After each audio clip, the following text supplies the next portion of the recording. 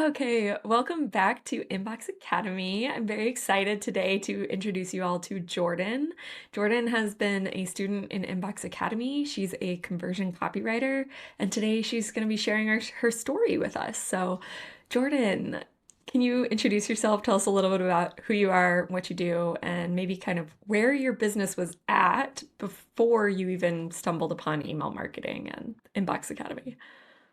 So when I joined Inbox Academy, I knew that I liked email copywriting and I knew that that was a service that I wanted to provide more fully to clients. Like I didn't just want to do one-off emails. I always wanted to do sequences, and I'm not one to like try and piecemeal stuff from the internet or from YouTube because it just takes me way too much time. So when I saw that you and Rebecca had created a course, I was like, okay, I already know and trust you guys.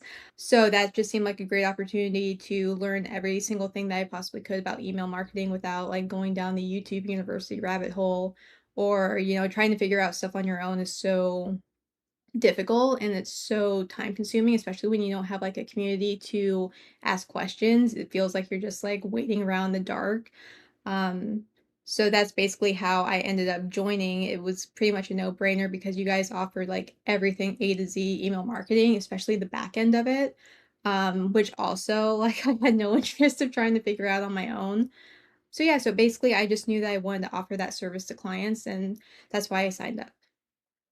You were already offering some services to clients before that, is that right? It was like everything under the sun. Like I was just basically trying everything because I didn't know exactly which pieces of copy I liked writing.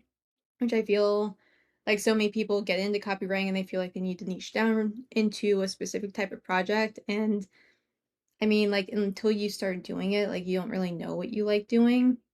So I gave myself that freedom of like trying basically everything. And then I realized I really liked emails because ironically, they didn't like involve SEO and they didn't involve like necessarily a specific formula. It was kind of like, you kind of not figure it out as you go, but there's just like certain types of emails that need to go into a sequence, and there's a certain flow that needs to go into that email and whatnot. Yeah, and I feel like email's a little bit more experimental, I feel like. So, Exactly. yeah, you don't have, like you said, the constraints of SEO. I feel like that's one of the things that draws a lot of people towards email, but Right. then also that kind of experimental nature where, you're going to send a lot of emails. You can play Mhm. around a little bit with what Right. you're writing when you're writing it and all of that Yeah, kind of stuff with your definitely. audience. Yeah. Yeah, no, I love like getting the data for open rates and click-through rates, and basically copywriting is just one big experiment. So like getting that real-time data that comes in pretty quickly from emails, especially during launches and whatnot, is yeah, I love that. Yeah. So what was your experience like, once you joined and kind of as things started to shift towards email, for you with your business, did you make that shift completely into email or did you continue offering other services? So I've always offered other services, but email was like my main thing. And like basically what was like when I joined Inbox Academy was that I like started going through the modules and getting like a baseline of like pretty much every single sequence that you could ever write. Um, and then like asking you and Rebecca questions, which like the community aspect that you guys offer is just so priceless in my mind because like you're able to get that feedback from people who aren't, like, at your level at that point, which, like, that's great, but I feel like especially when you need guidance in an area, you need someone who's a number of steps ahead of you to kinda, like, guide you through, whether it's like, "Hey, how do I price this retainer?" Like, "What should this sequence have? Is it okay if I try this?" And you guys were so responsive, and it wasn't, like, 1 or 2 piddly little sentences, like, it would be this full-blown paragraph of advice that you guys would have, and it was just like, I was so impressed by that. Like, I've recommended Inbox Academy strictly based on the support that you guys give. It was, so wildly helpful. Well, I love to hear that. We definitely are both a bit loquacious, I think. And that rubs off on the way we give advice as well. Yeah, no, Um, I feel the same way. So how did that kind of change, as you were offering email? I just remember when you were going through the course that you were constantly posting like big wins and stuff. What was happening and shifting in your business? So, kind of back to the community thing, I feel like when you have that, you have the confidence to like really put yourself out there. So, whether it was through cold emailing or just like having the confidence to start projects or work on portfolio pieces or whatever. And then I feel like when you start gaining traction with clients, it just, in my opinion, is inevitable snowball effect. Like it just takes off at that point. So like I had way more confidence to like pitch my services to people that I would not have prior to, like because you get stuck in your head so much.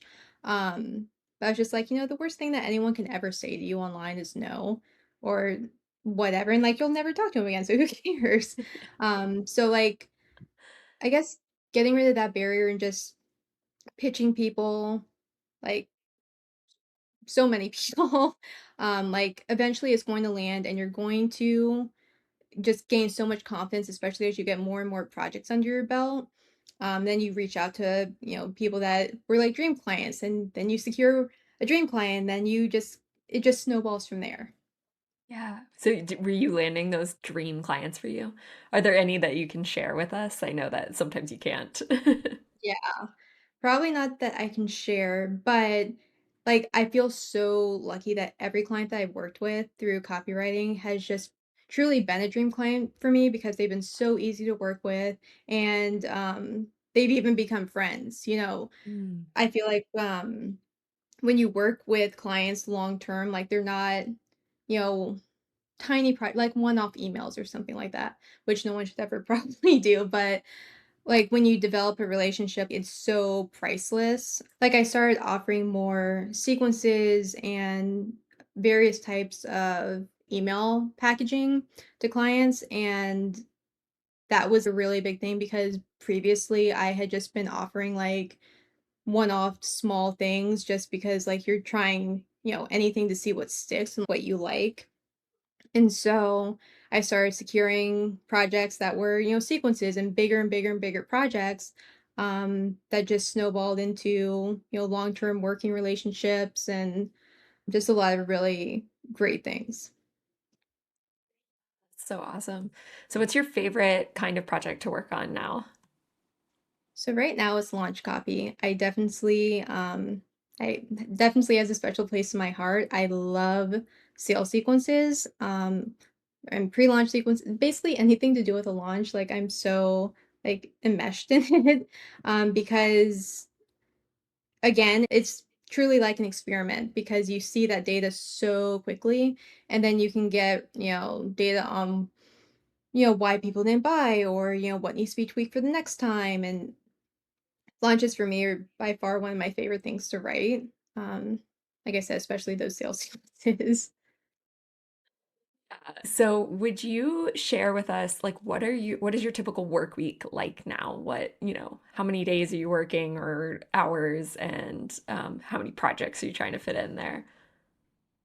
So in this season of transition, I'm working less than 30 hours a week and I always want to keep it that way. And so like Mondays, for instance, are totally me days where I'm, doing this pivot in my business and like figuring out the messaging of that and figuring out the copy of that and like website copy and starting my first newsletter, which is very fun. And then I have certain days that are designated for client work. And then like, I'm trying really hard not to get into you stop working at 4:30 and then you start picking up again at later at night. So I'm trying to implement more boundaries for myself in my business, which is something that any small business owner knows is like so difficult because you feel like you're not at a 9 to 5, so you're kind of always on. So this year I'm like not strategic, but intentional about like how I'm structuring days and like trying not to open the Google Drive at 9 p.m. because it's like, oh, I could work on this right now, but it's like, no, you don't need to, and like you're tired, and it's gonna be so much better if you just wait until the morning. So getting really intentional about how I want my business to work And like I said, I never want to go into like 35, 40-hour weeks where it's like you're glued to your laptop for, 10 to 15 hours a day because I feel um like when you have your own business, it's like, "Oh, it's freedom because I'm doing this in pajama shorts." But like you have to be so careful that like it doesn't become your whole life. Um so basically that's where I'm at is less than Absolutely. 30 hours and setting some boundaries. And you mentioned a bit about pivoting, but you haven't actually told us about that. So, what is this big pivot that you're going through in your business right now? Can you tell us a bit about that? So looking at again going through so many different projects and writing every piece of copy under the sun, I'm looking at what are my strengths, what do I enjoy working with clients most on, what does my skill set support?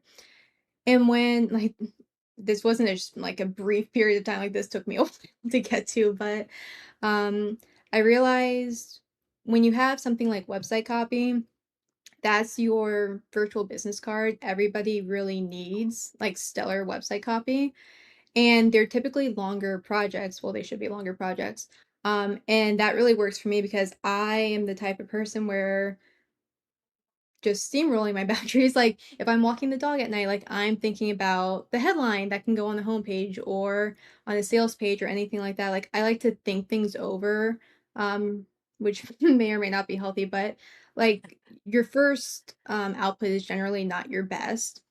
And I feel like with website copy, you have like in my experience about a month to fiddle around with things, see how things sound, how they look, and you really had that amount of time to test it, whereas sometimes I feel like email sequences can get boxed into like you have a week. Well, that's great, but what if something happens during that week? Like what if you get sick or whatever? So I feel like with websites it fits what I like of toying around with something, but I also see it as a really great asset because everybody is really going to always need it. So I'm pivoting into website copy, but still will be offering launch copy, specifically strategy, sales sequences, and sales pages.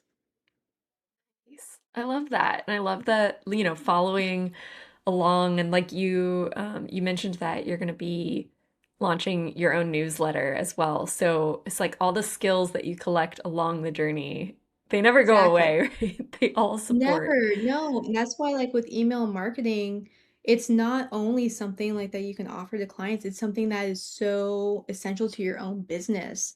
Like, you're gonna probably need to know how to write an abandoned cart sequence, even if you're not, offering that to clients, like, for your own business, learning how to write really good newsletters, all these things, they bleed into so many other aspects of life, it's not just client work. Love that so much. So, what would you say to somebody who's maybe on the fence about getting into email marketing? Maybe, I mean, maybe they're interested in a lot of the same different types of copy that you have been through over the course of your time and everything. Do you have any words of encouragement to them or advice to them? Email marketing, in my opinion, is one of the best things that you can get into. The ROI is off the charts, but it is such an invaluable skill to have again for yourself and for clients. It is always going to be something that is so useful. So, like in my mind, email marketing should just be part of your business because, like, unless you're outsourcing everything is such a vital thing to know how to do, and especially getting into the back end so you're not like, "Hey, I can write this Google Doc, but I can't upload it. I don't really know what I'm looking at if I send it." Knowing the back end of it is so crucial, and that's, like, such a big thing of why I wanted to join Inbox Academy because you guys cover all of that, and yeah, again, like the community thing, I've actually I had somebody reach out to me a while ago and ask, like, "Hey, would you recommend?" I'm like, "Hell yeah, I would." Like, it's just the community aspect alone. Like, I cannot stress how important that is to have someone who's in your corner, kind of like gently guiding you through whatever it may be. Like, as you're learning email marketing, it is just priceless. You mentioned the back end tech. I feel like everybody gets stuck there, right? It's Yeah. like Well, so I've gotten stuck overwhelming. there. Yeah, no, I had, like, moments where I could cry, like, trying to figure it out. So it's like you guys make it as, like, seamless as possible to learn. Like, there's definitely going to be a learning curve, and that's with anything. It's with cooking, it's with, whatever, and things are only as difficult as you make them out to be in your mind because, like, you guys lace things out in such a simple step-by-step process that, like, just give yourself the extra time to learn it because, number 1, it's a skill that's never gonna go away, and it's super useful. And it's really valuable for you to know it as a business owner. Thank you so much. Well, is there any last things you want to add that, you didn't get the chance to say?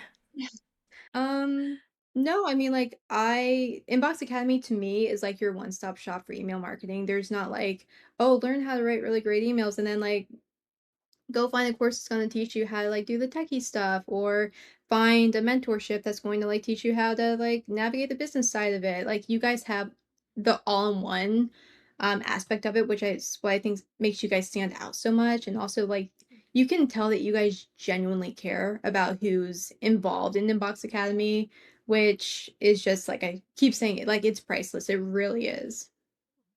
Thank you so much, and thank you for coming on to share your story.